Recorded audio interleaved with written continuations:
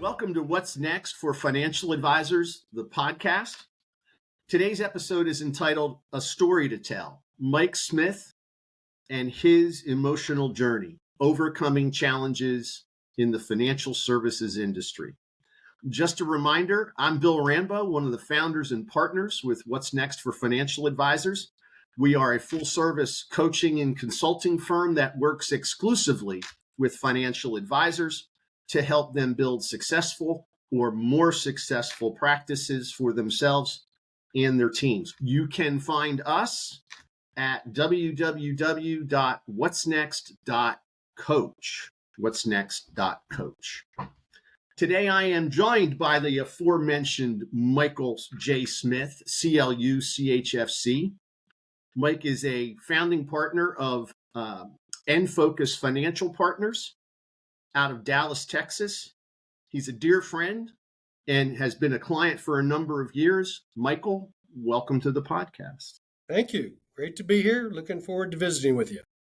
Wonderful. So just to give you a little background on Michael, he'll tell us a little bit more about some of his background, but just some of the highlights. And we don't want to make this about, technical business stuff, but Michael is a substantial player in the financial services industry. He's a significant financial advisor who has won a number of accolades. As I mentioned before, he is the founding partner of N-Focus Financial Partners in Dallas. Mike has won the John Hancock Financial Network ACE Award, achieving client excellence 21 times in his career. He was named to the John Hancock Financial Network Hall of Fame in 2012. And in 2016, he and his partner, Lucas Lawson, and the team at N-Focus Financial Advisors were awarded the prestigious Practice of the Year Award by Signature Investors. Some significant achievements. But Mike, more importantly, has been a husband for over 50 years to his beautiful bride, Trudy, a member of his community and his church, and really, I know it's a little cliche to say it, Michael, but an all-around great guy. So once again, welcome. Thank you for spending some time with us today. Well, thank you for the kind words. So Mike, I hit just some real, high points on your background career. When you tell people what you've done, what do you start with? What do you like them to know? With our practice, it's really focusing on what our relationships are with people, that we are not a transactional firm. We're also an independent firm, so that we like to share with folks that we truly can put plans and strategies together that are just focused on their specific needs. We have no overruling body that's looking at us as are we complying with their product lines and their needs and what another company's revenue goals are. We don't have anything to look at but the needs of the client. And we really have tried to be true to that for the 30 plus years I've been in business, but certainly for the last 15 or so that Lucas and I have been partners. And I've always thought you've done it for I think 10 years at least that we've known each other, worked together. Mm-hmm. I've always seen that as well in you and Lucas as the partners, but throughout the staff as well. You have a great team of people there in Dallas working for clients. We are blessed. Indeed. Now, Michael, I hit some high level notes on your personal history, Trudy, your beautiful bride, kids, church, community. What else would you want someone to know about your background as Mike Smith, the person? I would say, going along with our storyline here when we get into it on the emotional journey, is just the blessing that I've had with having so many people around me that have supported me in the progression of my business from being a first-time advisor with no background whatsoever in the industry to, yes, having maybe a fairly recognizable face now. But the incredible amount of people that have walked beside me in that process. I can't put a price on that because without that support from multiple layers of people, some of whom we'll talk about in our story, some we won't, simply because of time. But I would say that's the one thing I would want people to know, that this is not a journey building a practice from the ground up, basically. to the final endpoint to where I am right now, transitioning and relinquishing the business to my partner, that the steps along the way are virtually impossible to do without strong people around you. And I've had that since the very beginning. And based on what we've talked about, what I know of the story, it is very much about overcoming adversity, dealing with challenges, and fears, which is the word you've used when describing some of the challenges that you face True. with the help of those folks. So Mike's story is not the traditional story of his entrance into the financial services. When you say he started as a brand new person, we all started brand new, but he was not brand new out of college. Mike, you had a very successful career before that. Can you tell us a little bit about that background prior to the financial services industry? Yes, when I first got married, which was very young, I was going to college, and I had a friend that lived in the apartments where Trudy and I lived. And knowing that we had a baby on the way, he felt it was important that I have a better job. So he What were took you me doing down. at the time? Wait, what At were the you doing? time, I was the maintenance man in the apartments where we lived, and I was stocking shelves at a liquor store and cleaning the bathrooms at a hamburger joint. And he said, with a baby on the way, you need a little bit better job. So he asked me if I'd go down to McDonnell Douglas with him, and I said sure. And he took me down to their plant in Huntington Beach, California. When I saw the size of this place, I says, "Good God, they've got a lot of stuff that needs to be cleaned up." So I felt like this was like the ultimate job for a maintenance man and somebody to clean up the grounds. He took me to the HR department and he took a look at a book that they asked the lady to give him. And when they opened up the book, he was thumbing through the pages and he went, "That's the one I want." And she looked at it and looked at me and she said, "Okay." And he closed the book up when we started to walk out. And I said, "Do you mind telling me what I'm going to be doing?" And he says, "You're going to be a computer operator."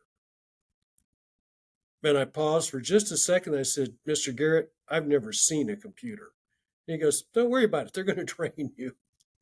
And due to God's graces, I swear in less than 2 years, I was promoted to a senior computer operator. And at 21 years old, I was training all of the new computer operators in McDonnell Douglas had. And the only So bathrooms you were cleaning were at home. that was true. Trudy still Okay. had me doing those. Well, So it she's a was a real stern woman blessing. when it comes to you. Yeah, She's it was something that I will never forget for him to take me under his wing. I did not even know what Mr. Garrett did. I later found out he was a senior vice president of McDonnell Douglas. So I guess he had a little pull. So I hope to meet him in heaven one day and shake his hand because I probably, a year after that, I didn't see them anymore because they were building a home. That's why they were in the apartments where we were.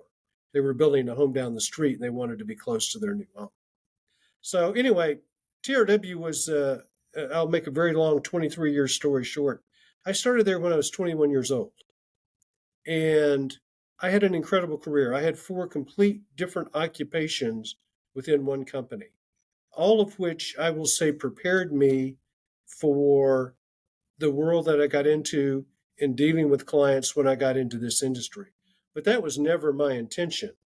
I'd been there 23 years, was director of sales and marketing for the Southwest region here in Dallas, having moved here from California, and really felt like I had things well in tow. And that was my identity. And this is kind of where this transition to my own business really hit me hard the first time.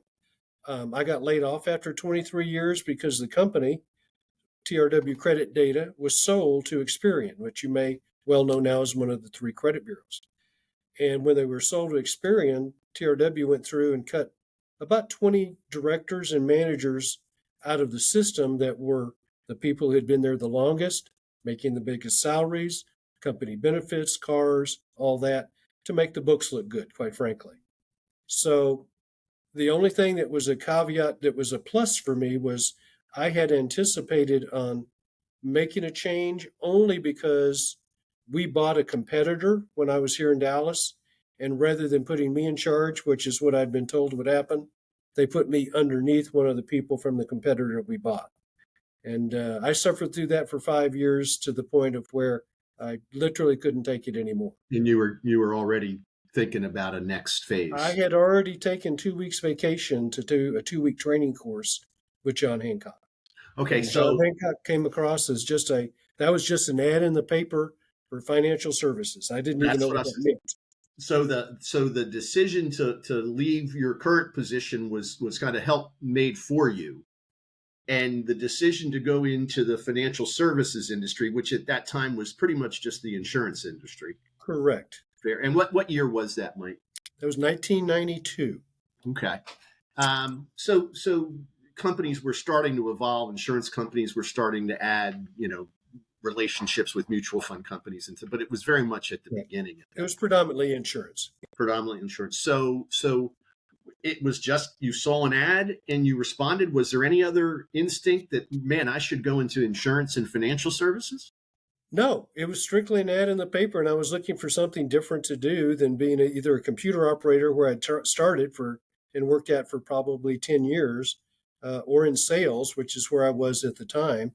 And selling financial services, I really didn't know what it meant. But when I called and talked to the people once I submitted an app, I mean, not an app, I'm sorry, submitted a resume and got a phone call back, then they started telling me a little bit about what it was. And I was a little hesitant. But I said, Why? okay, because Why? at that time I still had a job because they were talking about things I didn't know anything about. I owned a life insurance policy, but that was about the extent of my experience in the life insurance and annuity business. I knew nothing. Um, it sounded like they played up a big part of you can build a future and build a long term plan for yourself to where you'll own your own business, which I now realize at that time that wasn't really true. It is true now, obviously, since I'm in the mode of selling my business. But at that time, I think there was a bit of exaggeration about you owning your own business. Okay, yeah, I seem to So, recall that. but it was like, say, when I got the notice that I was being terminated, um, I was probably the only guy that they've ever seen literally dance out of the office because they had to pay me 23 weeks of pay a year for every year I'd been with the company, 16 weeks of vacation, and 4 weeks of sick leave. So they owed me 40 something weeks of pay at full pay. So now I didn't have to worry about going to school. So I won't lie that I wasn't worried about it because I had 2 kids in college and I just gave up a substantial salary, my car, my 401k, my life insurance, everything I pretty much well had been part of my psyche and my makeup and my own personal financial planning. Most of it was gone. I think I had $32,000 in my 401k at the time. That was about the extent of my net worth. And I will say that transition is where this emotional journey. Obviously, the first part of the journey was making the decision to make a move, but that whole transitional period for those 3 years, learning new things was exciting, but there was also some really scary parts to it. And the first was it showed up in the way that people would ask me, "What are you doing?" And for at least 3 years, people would ask me, "What do you do?" My instant response was, "I work for TRW." I had to remind myself that I didn't work for TRW anymore. That was such a part of who I was as a man and as my character. And I had a very good reputation in that industry to now being a legitimate nobody in an industry where half the guys in our firm wouldn't even talk to me, which I later found out that's because they don't want to know you till you've been there for a year because there's a 90% chance you won't make it. What's the use of learning your name if you're not going to be here next There week? you I, go. I, And I I later see. on probably fell into that same habit myself, to be Now, quite now, frank. now, the initial part when you made that transfer, that certainly there's some challenges and there's concerns, worries. Can I do it? It's a whole entirely different thing. But as I recall from our conversations, there were also some challenges and some fears because of how people reacted to your decision. Can you share some of that? Yeah, I'll give you a couple. The first one was kind of funny because I think I've shared with you before. No one, absolutely no one, was more confident that this was an industry well suited for me than my wife. She literally said from day one, when I said, I think I want to do this, she goes, why wouldn't you? This business is made for you. I don't know, even to this day, exactly what that meant in her mind when she said that. I'll have to ask her But, when I see her but next. you feel free. But she said, this is made for you. And I said, okay, well, that makes me feel really good. And then the very first week, I came home one night and she's laughing. And I said, what's the matter? And she goes, I was talking to Paula, my next door best friend. And she asked me, because she knew I'd been laid off. She said, well, what's he going to do? And she said, he's going to go to work for John Hancock. And the reaction on Paula's face to Trudy was like, he's going to sell insurance? And, and Trudy was a little bit set back at first, like, oh my God, what have we done? And she calmed herself down and said, yeah, it's with one of the finest companies in the country, and she just kind of built it up and stayed strong. And so I actually got a laugh out of it as well. Okay. Although I was still pretty green.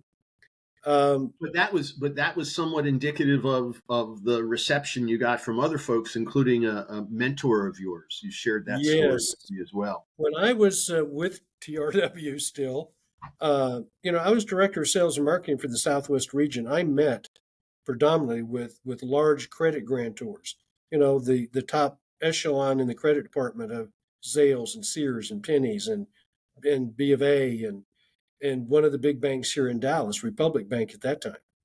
And one of the guys at Republic Bank was really just a great guy. I really respected him. He actually transitioned some of their business away from the vendor that had been here before when we came in to compete.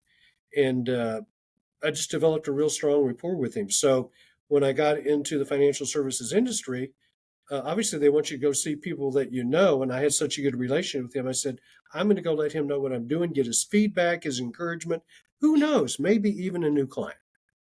And I went and sat down and I talked to him and I did my probably 5 minute sales spiel, and he was sitting back in his chair just kind of listening. And when it was all said and done, I was just hoping for some words of encouragement. And the first words out of his mouth is, Mike,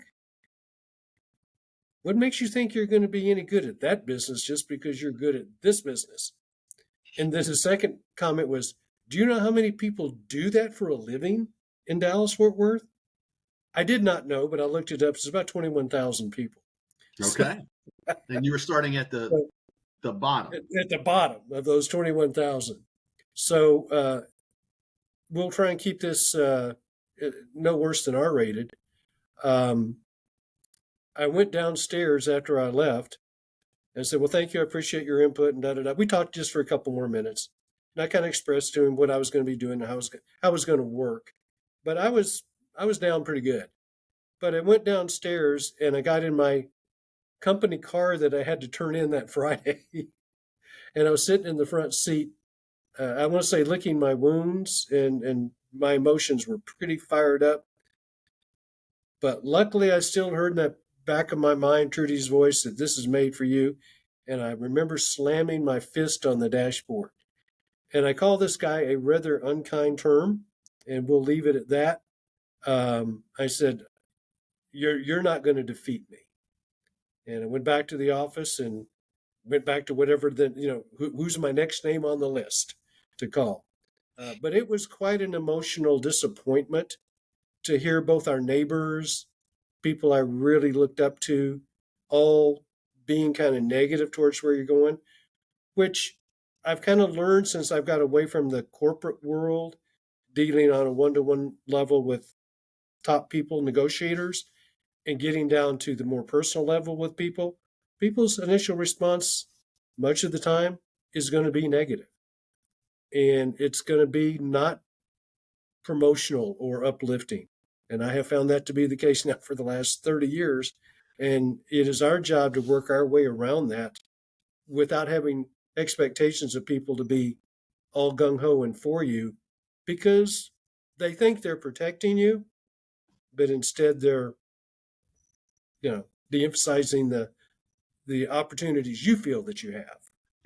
Mike, at some point, as you started to make the career a success, did you ever have occasion to chat with that mentor again? I did not. He was probably at that time well into his 70s, and it probably took me 5 years. In all sincerity, it took me 5 years to hit the desk and say, I'll never do anything else again. And I knew it at that point in time. But that was about 5 years down the road. Because, like I said, 3 years in, I was still telling people I work for TRW. Right. And 3 years in or 5 years in, I certainly have been in the industry for almost 40 years now. Maybe we can do a podcast on me at some point, Brandon. Brandon Kirst is producing today this podcast. Thank you, Brandon. But I was never real strong with the numbers, even though I was in the financial services business. But it seems to me that 44 weeks of severance, all told, doesn't really stretch out 3 to 5 years. Is my math right there? Correct. Did you hit a point where there started to be some financial stress and some doubt and some of those fears creep in? The funny story, the very first check I got, considering, I'll share it candidly. I was making in 1991, I was making about $80,000 a year. Okay, with full company benefits and a company car, and that was pretty decent salary back then. Mm-hmm.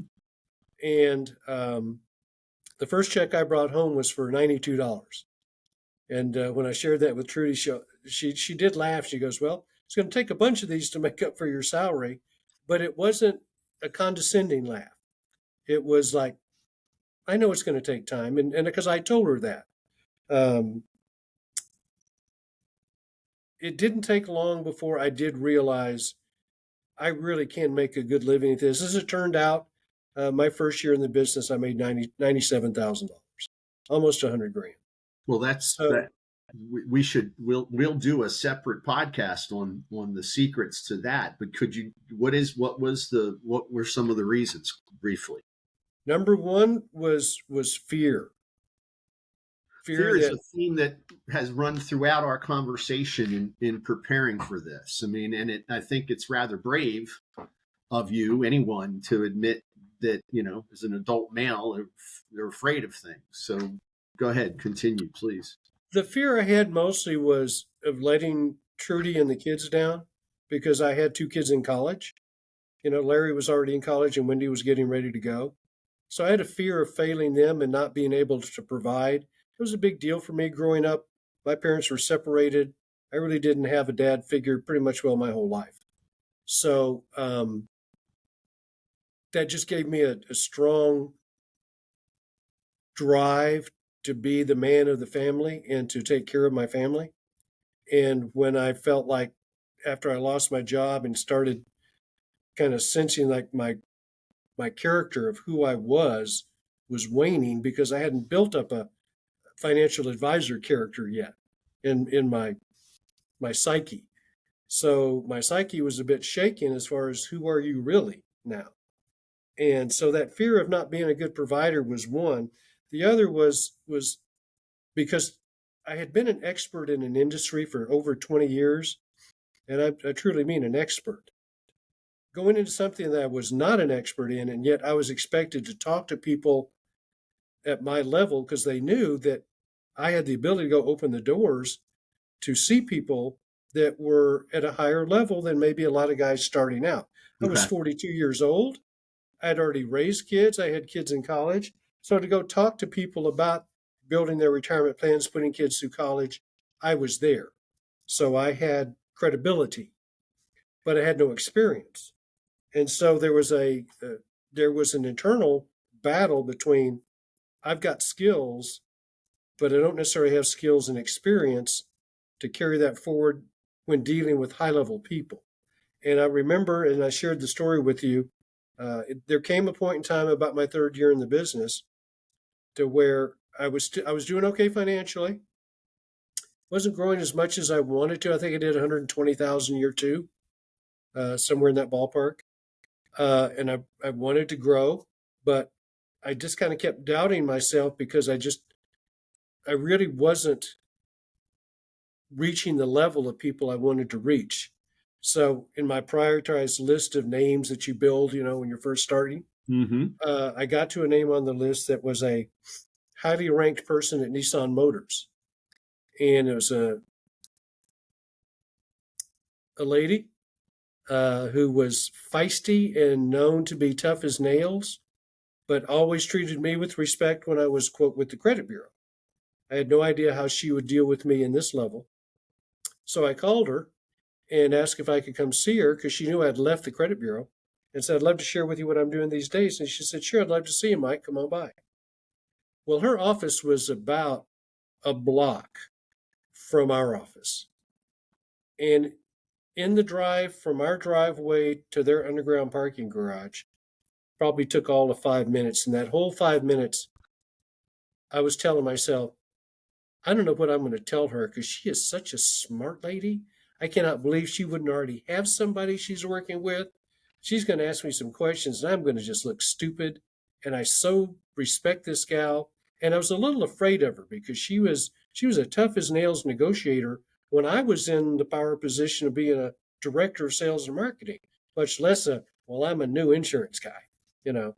So I got out of the parking garage, went upstairs in the elevator. She was on the third floor, I believe, and got off the elevator, walked around the corner to where their offices was, and I started to go in the door. And by the time I got from the elevator to her door, I'd convinced myself she doesn't really need me. She's not going to work with me. Why put myself through this? So I physically turned around in the hallway and went back to the elevator. And as the button was sitting there, the down button on the elevator, I started to hit the button, and my finger got within about 1 inch of hitting that button. And something in my makeup, I don't know, was a little voice, maybe it was 1 ounce of courage for just a second. My hand actually shook, and I went, you can't do that. And I turned around and I went back, went in and sat down with Ms. Hart. She and all of her family are all clients to this day, been with me for 30 plus years as clients. And I knew when I left that office and she said, sure, Jim and I, that was her husband, would be happy to sit down with you and see how we're doing. And I think, no, I don't think, I know that was the turning point when I went from I'm an insurance man trying to sell insurance products and make a living to I can go out and help people and build relationships and build a business. It was at that exact moment. I'll never forget that as long as I live. I think But it all started with fear. yep, yep, and over addressing it, realizing it, and overcoming it, right?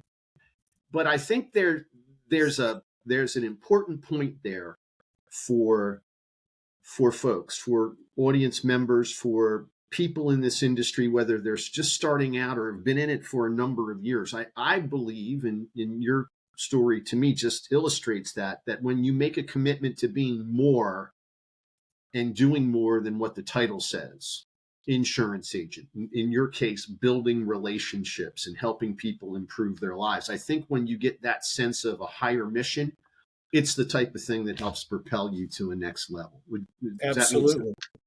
Okay. Now I want to go back a little bit because 97 grand in the first year and 120 grand in the second or third year, that's a good bit of money back then. But still, you mentioned before there was some fear about the inconsistency of the income. And Well, like most people in the industry, you tend to have some big cases here and there, and those big cases can be, a large, significant portion of your income that year. And I was lucky enough after the first couple of years, because remember, in the first 2 years, you're really hitting hard your contacts, people people that are on your list of 100 or 200 or 500, whatever it is they asked us to put together back then. And you're plowing through that list. Well, you get into about year 3, and this is when it happened for me. I realize I'm my yellow card list is getting pretty short. And I do have some people that said, follow up with me in 6 months next year. And I was using the old one card system back then. But that list was getting smaller and smaller, the number of cards in that portfolio, to where I was starting to get worried about where am I going to get new business. And that's when, with great coaching from my trainer, his name was Rich, another guy that I owe so much more to than I can even explain, really taught me the strength of getting referrals. Because in the beginning, they teach you about referrals. They're going to teach you how to get referrals. They just teach you about referrals. So he really hit hard on that aspect of it. And I realized that I wanted to do more relationship building with the people that knew my people. And so I had to figure out, how do I want to get referrals? And we had a program then at John Hancock where you could give away books. They would pay for the books. One was on retirement planning, one was on college education planning. I think one might have been on 401ks. And they were probably, I don't know, 40, 50 page booklets. They were pretty nice, that you could offer people, if they would like to hear about that subject, you come by and talk to them or drop a book off. And I started doing that. As a matter of fact, I hired one of Trudy's best friends to make the phone calls for me, because I realized I wasn't one of those guys that liked sitting on the phone dialing for dollars. I wanted and needed to be in front of people. As you can probably tell, I'm pretty comfortable speaking with people one-on-one. I'm pretty comfortable standing up on stage in front of 1,000 people, as long as I'm passionate about what I'm talking about. So, and I'm passionate about this, about overcoming what you need to overcome in this business, because everybody doesn't make it. And I would love for everybody that takes this on to be able to make it. So hopefully in some way this will help. But I figured out, if I could have somebody helping me get appointments and put me face to face in front of them, I would do better.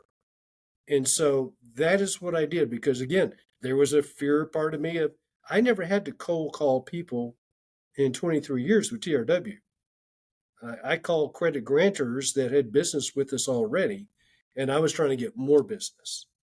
So cold calling was a foreign subject and object, and so was referrals. You don't go see somebody at Neiman Marcus and say, do you have somebody over at JCPenney that might be a good contact for me? It didn't work that way. So these were all, new ideas, and, new ideas are scary.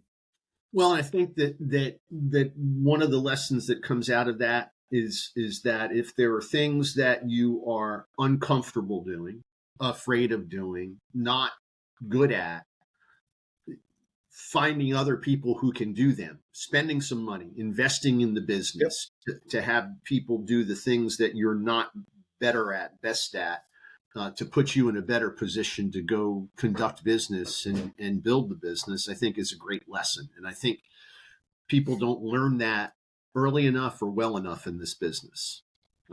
Still too often folks are worried about retaining all the money they make versus investing it in the business. And we could spend, I was no different. That's but how you long did it took me to get Lucas. well, but you could go through the history. This is more your formative years, but as you really started to develop your business, and then then you found Lucas, and then you guys built N-Focus, and all along the way, and going through the succession planning, which we did together, right? There were fears, concerns all throughout.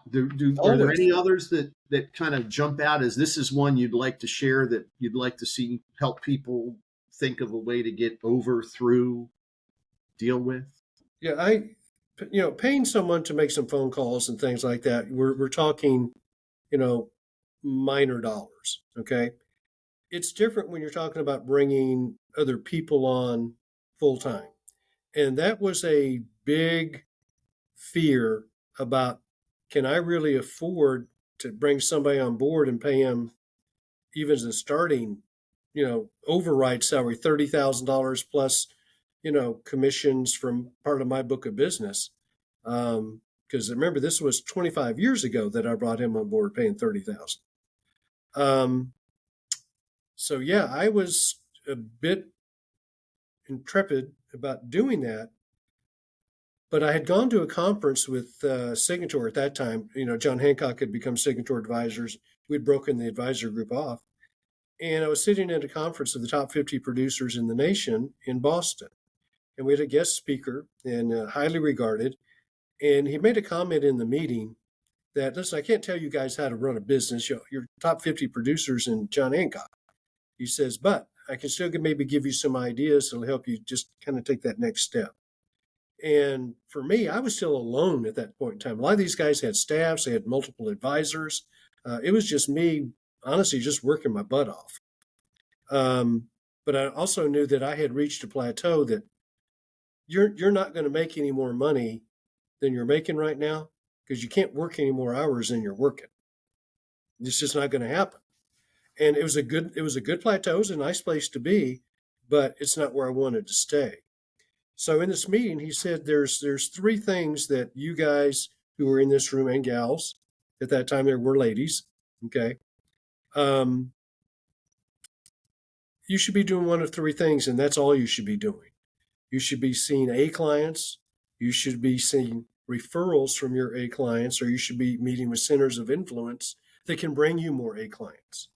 So I went through, and luckily I had my calendar there, as most people did. And I still had a paper calendar. So I was flipping through the pages and I was going, yeah, A client, yep. Not so much, but I like them. They're fun. If I go over there, I'm going to get dinner, and like, oh, no, but it's a friend. Yeah, okay, there you go. Oh, yeah. And I realized that I think I counted up 40% of my appointments were not with one of those three. Mm-hmm. If it would have been 10%, I'm not sure I would have done anything. I might have still moved on to hiring somebody simply because I couldn't work any harder than I was working. And I'd plateaued in my income for a couple of years. It was a good plateau, but I'd plateaued. And when I saw it was 40%, I said, that's not great. So I made the decision, literally flying home on the airplane from Boston that week, to give Lucas a call because he had been my intern when he was in college. And then he came on to John Hancock full time for a year, but that's when they were really pushing long-term care. And he didn't want to do that. He wanted to be a full-blown planner like myself. And so he left and went to work with Fidelity. And so I called him up at Fidelity. We had 3 breakfast meetings talking about a strategy of how we could put a plan together for him to come work for me. And we put a letter together. John Lovick, our managing partner, helped us put an agreement together on how we'd make that work. And that was 25 years ago, and it's worked. He's buying my practice now. But that first year, and they asked me to speak on the Signature main stage platform about 3 years after that, about what were the steps that I went through to decide to bring someone on full time. Because a lot of advisors did not have another part-time advisor on their staff. So I spoke to that, and I said something again, just sharing candidly. The first year I brought him on, I paid him $30,000 or $36,000, $3,000 a month. And he got commission from some of my B clients. If he broke business, we shared the commission. Right. My income that year went up $105,000. So I looked at it as I invested 36, I got back 105. That's still a pretty good trade-off. It's a pretty good return. Pretty good return. And again, that fear and worry about, I guess, I'm not a natural fearful person, but I am, I do get fearful if I'm saying, am I stretching myself too thin? Am I stretching our money too thin? Am I putting too much stress on Trudy and my family?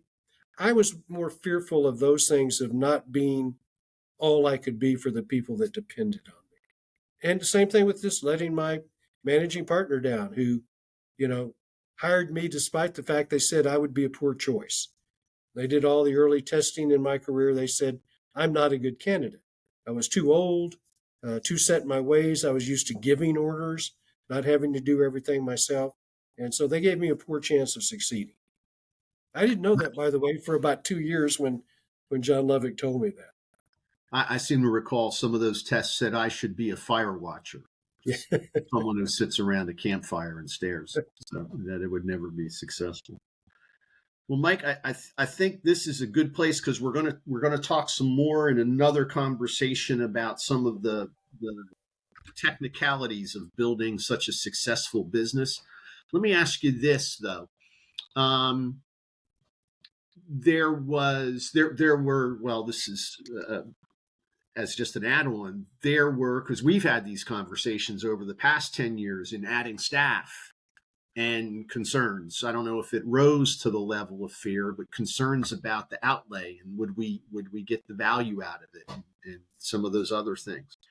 Um, what a couple of questions as we kind of close out here, and once again, thank you very much for being willing to share so openly. A lot of people won't share what scares them, because we're all supposed to be such hard, successful, grizzled veterans. But does anything concern you? Is there anything that scares you nowadays? Being irrelevant. Being irrelevant. Well, you're You know, certainly we're not the doing that. You're still involved, perhaps a still. little more than you might like to be, or Trudy might like you to be, but you're still No, I involved. think she's pretty happy with the situation that we're in. I'm working. I'm in the office 2 days a week. I don't want to say working, but I'm in the office 2 days a week. Sometimes I am working, helping Lucas basically just keep the firm intact, training, uh, helping with certain specific projects and things like this, which I enjoy. But we have about a little more than 2 years left on our agreement. Uh, what's going to happen after that? You know, I don't know at this point. It depends on what Lucas's plans are, what my health is. Maybe my attitude might change towards something if I find another something to get heavily involved in that I really put my heart and time into. Uh, that's not there yet. So, but that would be a fear of mine. Would be at some point in time when we're done with this particular transaction, is what's my relevancy going to be? I've been pretty involved, high level positions, managing a lot of people, running a business. To go from there to nothing. I don't know that I'm quite ready to do nothing yet. Yeah, I'm old, but I don't feel that old. So No, and you that's don't. probably my biggest fear. I don't fear for the firm. I know we're in good hands. We always have tweaking to do, but we've got an incredible team right now, You do. uh, and I Wonderful. hope to make sure that we still continue uh, with that. As strong a team, and maybe grow to it. As time goes by, adding more folks. Um,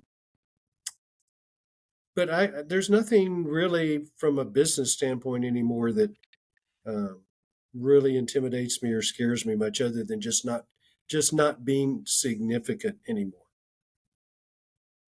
That's Well, the truth.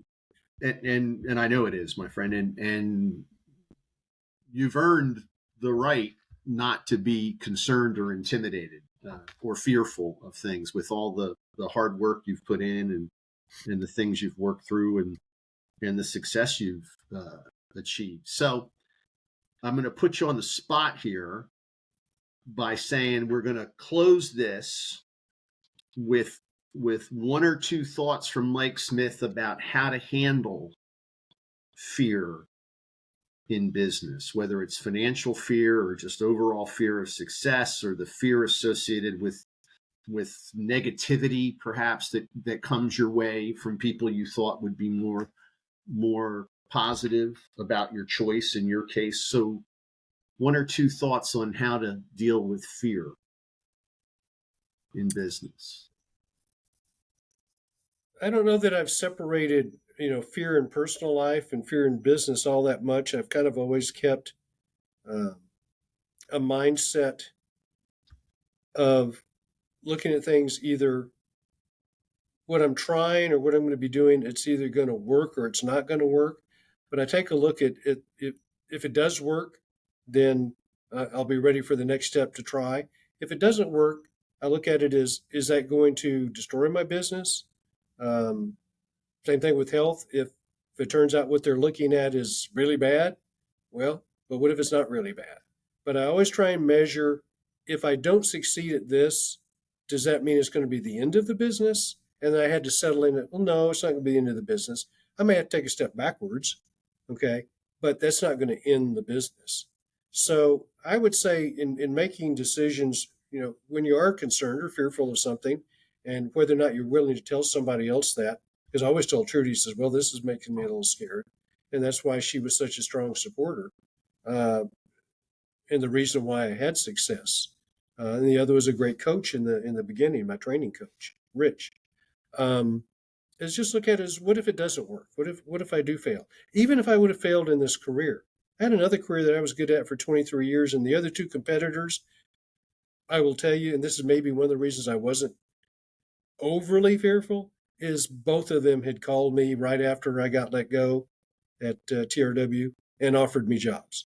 They said, whatever you're making, you come over with us and we'll pay you the same money. So you had two So, offers to go do the same basic thing you were doing, and you went in the direction you went. yes. I don't think that's fear. I think that's insanity, but that's a whole nother podcast. So that's fine. I and I'll tell you the reason why that worked out that way, and I'm being very, very sincere here. When I got laid off, at first, like I said, I literally danced out the door because I was so happy about the amount of money they told me they were going to have to pay me and the time that gave me to settle in on these other things. And I knew I could certainly find a good job in 9 months, or whatever the time frame was. When the other people called, my first thought was, wow, that's great. I can go do what I've been doing now for the last 23 years, which will give me some confidence that I'll know my job. But I'm also going to be back in the same boat working for someone. Hmm. And when I got laid off, I said, I want to have the opportunity to have my own gig, my own thing, to where I don't put myself under somebody else's control of my life. We all have the IRS and we all have, the sheriff's department, things that we have to uphold, just like we have FINRA now that we have to be upholding to. But a direct boss, I was kind of like fed up with that. And I wanted to find something to where eventually I could be my own person. And I made the decision when I left TRW that if I didn't have to, I never wanted to work for someone else again. And that was a big deal to me. It was the main driver for me, I think, succeeding. When I was at TRW, I lost a promotion to another fella who started the same day I did in the computer room. I was the one training all the new operators. He was underneath me in the shift. But when a supervisory job opened up that was still a union job, because we started the same day, they couldn't figure out a way to determine who would get the promotion. So they gave it to him because his last name was Reynolds and mine was Smith. So R became before S. I've heard that. That's a true story. And so when I left, that's why I left McDonnell Douglas and went to TRW. And I said at that time I'd never work for a union. So I've had two circumstances to where my internal anger and fear got riled up. One time I said I'll never work for a union again because TRW was a non-union shop. And the other was after TRW, I said I'd never work for someone else again. And I haven't. And So, successfully so, I would say. And I think by anybody's measure of success, you would qualify, my friend. but measuring that, I just look at it as if I'm not successful in what I'm saying I'm going to attempt here, is there is no such thing as that's the only job. It's the only opportunity you're going to get. So I think sometimes we put too much pressure on ourselves that if this doesn't work out, I'm doomed. No, not really.